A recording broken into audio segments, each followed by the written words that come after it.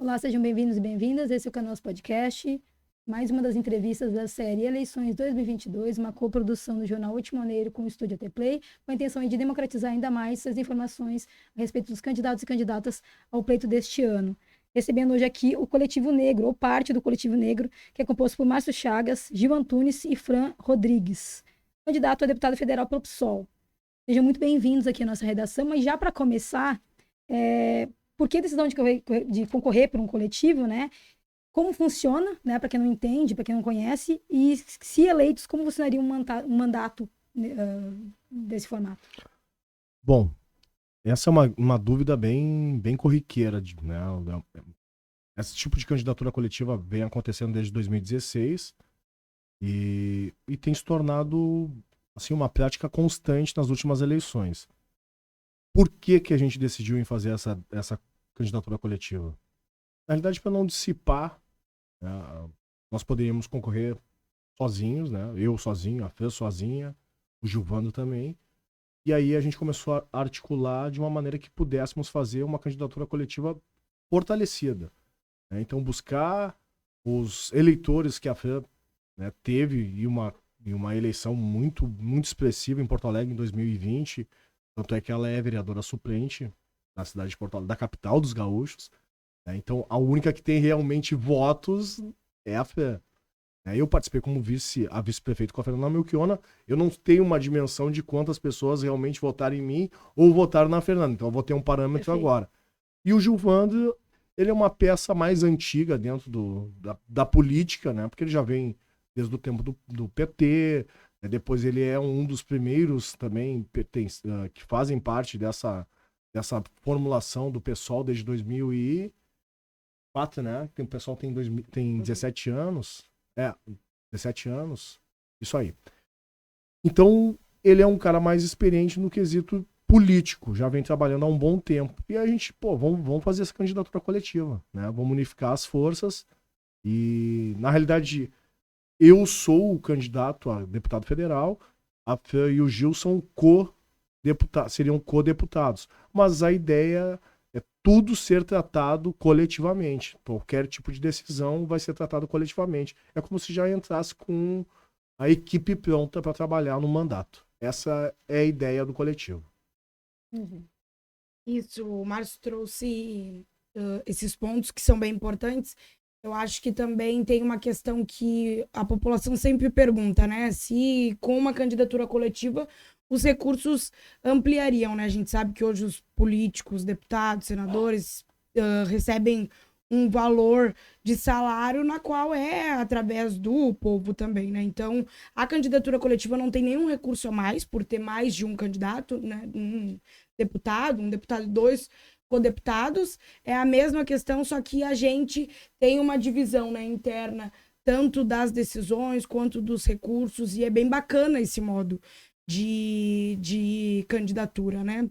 Porque acontece que a gente une as forças. Eu acredito que o Gilvando também tem essa questão do setor já vindo da política, o Márcio também, mas o Márcio tem uma história muito forte e que faz um debate racial nas nossas lutas, eu através da luta das mulheres negras, da população LGBT. Então eu acho que a gente conseguiu unir todas as forças e fazer essa candidatura bem potente aí, né? E estamos tenteando aí esses votos que a gente precisa para poder entrar. Márcio, muitos te conhecem, né, pela tua carreira como árbitro de futebol e depois como comentarista. Como foi o giro para a política, assim, o que te motivou? Bom, a política, para quem é preto, ela começa desde cedo, né? Desde a infância. Quando a gente ouve do pai e da mãe que tem que sair com documento, bem vestido e não correr nas ruas. Já é um ato político. Então ela é um processo natural. E com o passar dos anos ela se torna partidária. Eu me filiei ao PSOL em 2020 por acreditar e pelo PSOL defender principalmente as bandeiras das lutas que são ditas como das minorias, quando na realidade não são minorias, né? A população negra no Brasil ela é de 56%, então ela não pode ser considerada minoria. Então há uma contradição com relação a isso. E quando eu sou convidado pela Fernanda Melchiona para me filiar e concorrer a vice-prefeito, ali foi o momento que eu resolvi realmente assumi o meu lado partidário, porque político ele já existia, e me filiei ao PSOL, porque é a bandeira que eu acredito que vá defender as pautas da qual eu venho nesses últimos 46 anos lutando. Fran, um dos teus locais de atuação é o movimento estudantil. Qual foi a importância desse espaço na tua formação e como é que é ser uma jovem negra na política? Bom, o movimento estudantil, a gente sempre fala nos espaços, principalmente dentro do partido, que é o espaço onde forma as pessoas politicamente, né? Porque o movimento estudantil, ele te ensina a organizar as coisas, né? Te ensina a organizar reuniões, a disputar espaços, a fazer debates. Então, o movimento estudantil, ele tem uma importância na minha vida. Inclusive, eu fui candidata do Coletivo Juntos, que é um coletivo de movimento estudantil, que defende a pauta da negritude, das mulheres, a pauta LGBT. Então, ali foi onde eu entrei, de fato, na política. Óbvio que os nossos corpos são políticos, mas aonde eu fiz parte de um partido, de um movimento, foi através do Coletivo Juntos, na qual eu ingressei. E ser uma mulher negra, jovem na política, tem seus desafios, né? Eu já tomei posse cerca de 8 vezes em Porto Alegre, substituindo os vereadores. Eu só não substituí a vereadora Carmen, mas já substituí o vereador Matheus, Pedro Ruas e Roberto Robaina. E esse espaço do parlamento, que é um espaço político também, é desafiador. Porque nesse espaço eles não querem mulheres negras, jovens, como eu, que vão questionar os problemas da sociedade, ainda mais que eu venho da periferia também. E dentro do movimento estudantil não é diferente, né? Quando tu tá dentro do movimento estudantil fazendo reuniões, debates e tudo mais, é desafiador também para nós mulheres. Mas quanto mais desafio tem, mais a gente quer fazer parte da política e questionar os problemas estruturais, né, da nossa sociedade. Eu ia fazer uma pergunta para o Gil, né? E eu acho que vocês podem responder, por isso meio que vocês estão tocando bastante na questão. Bom, o nome já diz, né? O nome do coletivo já diz, né? Desse ser um ativista, né? O Gil é um ativista do movimento Vidas Negras Importam, né? E eu pedi para ele contar para a gente sobre esse movimento importante do mandato antirracista, né? Mas eu acho que qualquer um de vocês pode falar, até porque vocês, como falou, além de viverem essa realidade, tem um mandato ali em conjunto. Então, assim, como é que vai se dar, né? Quais são as iniciativas e propostas que vocês têm dentro dessa conjuntura aqui que vocês vêm propondo, né, através do nome, né, do coletivo? Sim. Bom, na realidade, esse movimento Vidas Negras Importam, ele já é um movimento antigo nos Estados Unidos, né, que é o Black Lives Matter, mas que se potencializou bastante em 2020 após a morte do George Floyd. E ali, aos olhos do mundo, se percebeu que o racismo realmente existe, né? Que muitas vezes ele é mascarado e mentido, como se todos nós fôssemos iguais, quando na realidade nós não somos iguais e não queremos ser iguais. Nós somos diferentes e queremos que o respeito seja igual como para qualquer outra pessoa. E a partir desse movimento, que é um movimento muito importante que o Gil lidera aqui no estado, né, infelizmente aconteceram outros fatos, como o do Gustavo Amaral, que foi morto pela Brigada Militar na cidade de Marau, numa abordagem, olha, completamente absurda, né? E resultou na morte. Tinham 4 rapazes dentro de um carro, 3 brancos e um preto. O preto foi morto. E confundiram um aparelho celular como se fosse uma arma. Então sempre tem uma desculpa, né? E aí se veio aquela desculpa de que foi legítima defesa imaginária putativa. E aí eu pergunto para as pessoas que têm algum tipo de dúvida: pô, eu sou preto, como é que eu tenho que andar com uma placa na minha testa para dizer que eu não tenho uma arma, que eu não tô colocando ninguém em risco? E a candidatura coletiva ela vem exatamente com essa pergunta e questionamentos à sociedade. Por que os pretos têm um tratamento tão diferente em todos os espaços? E dentro da política não é diferente, porque a gente também não tem grandes representatividades dentro do cenário político. E a gente está na hora. Rio Grande do Sul, que tem uma marca histórica, né, de um apartheid racial, social, de fazer valer. Se é realmente um estado que vende a ideia de uma democracia racial, está na hora de colocar candidaturas negras também para ocupar esses espaços. Porque não é por falta de competência.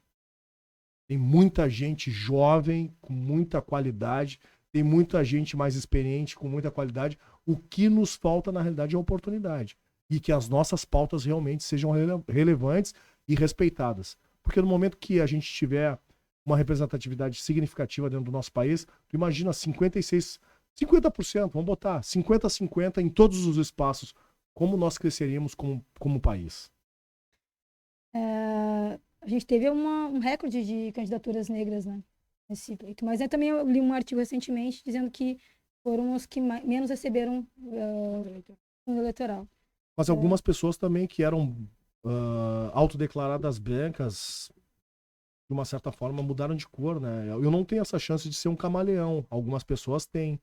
Então, mudaram, né, a sua declaração, que antes eram brancas, agora são pardos, para também buscar buscar e, ao mesmo tempo, interromper que pessoas pretas consigam ir para um pleito e concorrer de igual forma.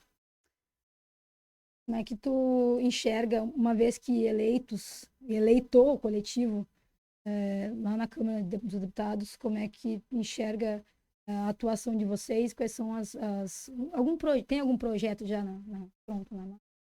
Sim, a gente tem algumas propostas, né? E foi bom tu perguntar a questão do movimento estudantil, porque eu sou estudante de Direito da URGS, né? E uma das propostas que a gente tem, que envolve a questão das mulheres também, é a questão da criação de creches em todas as universidades federais.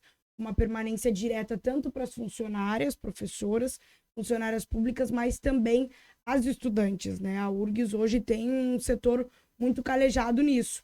Isso faz com que as mulheres não consigam permanecer e seguir os seus estudos na universidade. A questão da PEC 96, eu acho que a Fernanda Melchiona veio aqui, e ela veio do coletivo Juntos também, que é o coletivo que eu fiz parte, e ela tem uma PEC na qual barra os cortes na educação. E por que a gente fala sobre educação e o que liga isso com o racismo?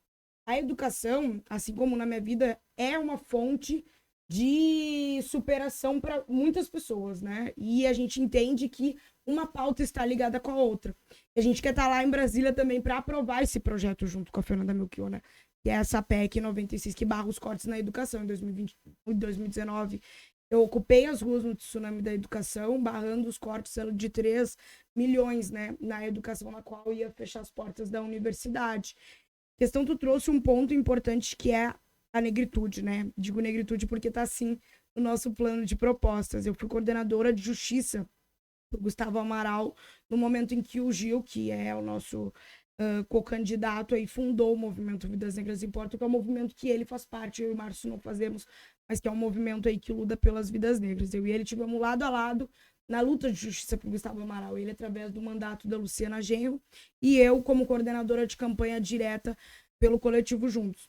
Então, naquele momento, a gente entendia que era importante lutar por justiça, mas como que a gente ia colocar em prática a luta, né? Porque a gente não quer que mais nenhuma vida seja perdida pelas mãos da polícia, que hoje mata muito e mata muito preto, né?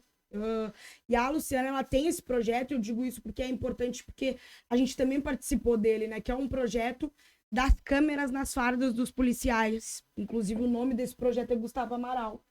A gente aí tá nessa luta, né, para que esse projeto seja aprovado, porque foi uma luta nossa, né, da Luciana, junto com o movimento negro, porque a gente entende que vai proteger os bons policiais, né, porque tem os policiais, inclusive a gente luta pelos direitos desses trabalhadores, mas também vai proteger a vida da população negra e da população pobre do Rio Grande do Sul. Inclusive, isso já é um projeto que está nos policiais de São Paulo, por exemplo. O Rio Grande do Sul não está tão longe, né? É um projeto que é importante. Caiu as mortes, né? Caiu a letalidade em São Paulo através dos policiais militares contra a população por conta das câmeras. Então, a gente pode fazer essa ligação, sim, de fortalecer um projeto que é estadual, mas que tem impulsionamento também da nossa candidatura, porque é uma idealização nossa junto, né? A Luciana consultou, inclusive, o movimento negro, consultou nós, pessoas negras que somos do PSOL, do que nós achávamos desse projeto. Foi uma ideia dela, mas o que nós pensávamos, e nós estamos aí pensando em forma conjunta. Então, não poderia deixar de vir aqui falar desse projeto que é de âmbito estadual, mas fortalecido por nós, porque a gente entende que deveria ser um debate nacional das polícias militares, nacionalmente ter essa ferramenta aí de trabalho.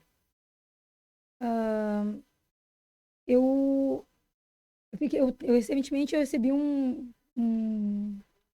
coisinha do Vidas Negras Importam, né? Sim. E colei numa canequinha que eu tinha. E aí alguém chegou pra mim e falou assim, tá usando isso daí, mas isso aí é de um candidata. E aí a gente tava falando em off aqui antes sobre o evento lá, que eu caí de gaiato lá.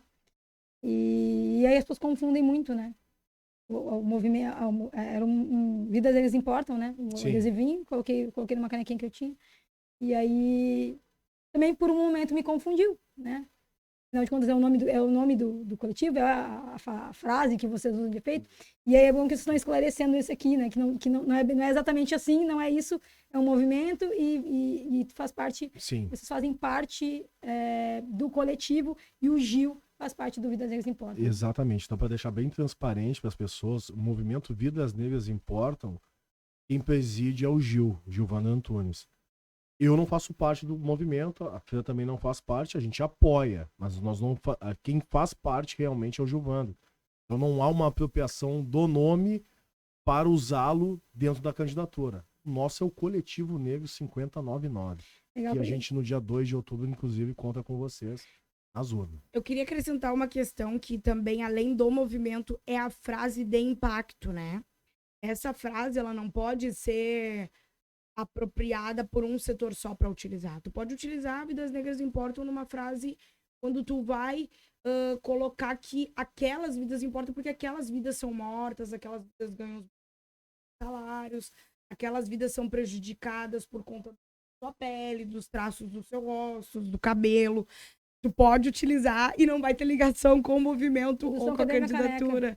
Então, isso não, porque é uma frase que eu utilizei também, né? O slogan da minha campanha em 2020 era Nossas Vidas Importam. Não era nem Vidas Negras Importam. Era Nossas Vidas por dar uma questão de coletividade maior também. A vida dele me perguntava, mas só as vidas dos negros? Eu falei, não, é nossa vida. Então, aí esse ponto que eu acho muito importante, vocês devem ouvir muito. Sim, sempre tem uma indagação questionando todas as vidas importam. Sim, todas as vidas importam, vírgula, a dos pretos também. Perfeito. Então você deve ouvir assim, mas o coletivo negro vai entrar lá e vai legislar só para quem é negro. Não, porque é como se eu estivesse questionando também todas as candidaturas brancas que ocupam esses espaços historicamente e legislam somente para os brancos. Por que nós vamos resumir o nosso mandato única e exclusivamente para a negritude? Não, nós queremos que a negritude também entre nas pautas importantes, como a gente observa historicamente que não entra. Tá? Então, se tem esse medo, né, desse acesso com relação aos negros ocupando determinados espaços que até então eram de uma minoria, classe média e burguesia. E a classe pobre hoje também está querendo ocupar esse espaço e vem numa potência muito grande nos últimos anos se preparando, inclusive ingressando nas universidades para ter cada vez mais conhecimento de ocupar os espaços políticos. Uma outra pauta que eu acho muito importante, que a Fran, acho que no desenrolar dela, acho que faltou a gente ressaltar a manutenção das políticas afirmativas também. Nós somos extremamente favoráveis. As tais políticas de cotas que são tão questionadas, e na realidade elas são questionadas quando são direcionadas à negritude, porque as políticas de cotas elas não são somente para os negros, não são somente raciais, elas são sociais, e abrange os alunos das escolas públicas, e automaticamente, quando a gente fala em social, a gente tem que unificar, porque realmente quem está à mercê e fica às margens desse processo são os negros. Historicamente, desde 1888, quando abriram os portões e foram jogados ao léu, até hoje não conseguiram ainda um espaço decente na nossa sociedade, porque realmente não houve uma política pública naquele momento que atendesse essa demanda. Né? E ainda há essa busca e uma tentativa de uma reparação que não aconteceu. Quando a gente tiver essa conta fechando direitinho, 50-50, moçada, acabou as cotas. Aí nós vamos lutar de igual para igual. A produção avisou que nosso tempo está acabando, mas a gente... tu ia falar alguma coisa? Não, era isso, porque agora com a questão das eleições, a revisão das cotas estacionou. né? Mas vai voltar após as eleições. A gente tem que ter muito cuidado com isso, porque no último ano houve um discurso que as pessoas negras eram maioria, né, no ensino superior. Mas o que é a maioria para eles? É só ingressar ou é permanecer e sair com canudo? Porque essa é uma luta que a gente travou e trava no movimento estudantil. Mas, a gente quer e que outra. as pessoas negras, para concluir a linha, quer que as pessoas negras saiam da universidade E ingresse com no mercado de canudo. trabalho. E ingresse no mercado É. de trabalho também, né? Isso. Só entrar ali pra dizer que entrou também. Isso. Também não. Não E consegue tá muito cumprir. longe desse 50-50 e a gente tem muitos anos ainda. A lei de cotas tem que permanecer. E a gente quer estar lá em Brasília junto para essa revisão aí em 2023. E lutar pela manutenção dela. Pessoal, quero agradecer vocês por terem vindo aqui, achado um lugar na agenda para vir aqui. E confiado na gente. Desejar boa sorte na caminhada para vocês aí. E dizer que vocês agora, o tempo é de vocês. Podem pedir voto, dar um número, falar por que Canoas, quem não conhece vocês, Canoas, região metropolitana, são nosso público majoritário.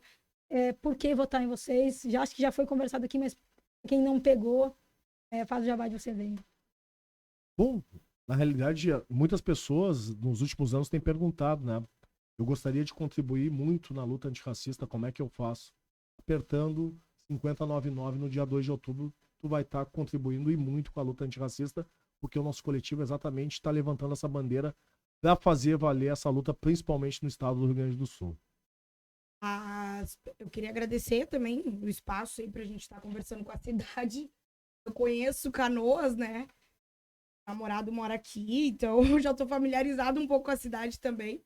Mas queria dizer que, para quem tem dúvida se a gente vai legislar para as pessoas negras, o nosso objetivo é legislar por povo que tem sofrido tanto com os retrocessos dos últimos anos, sentido seus direitos tirados. E esse povo é o povo trabalhador, são as mulheres negras, os negros e negras, mas também a população não negra, né? A população branca que tem uma renda muito baixa.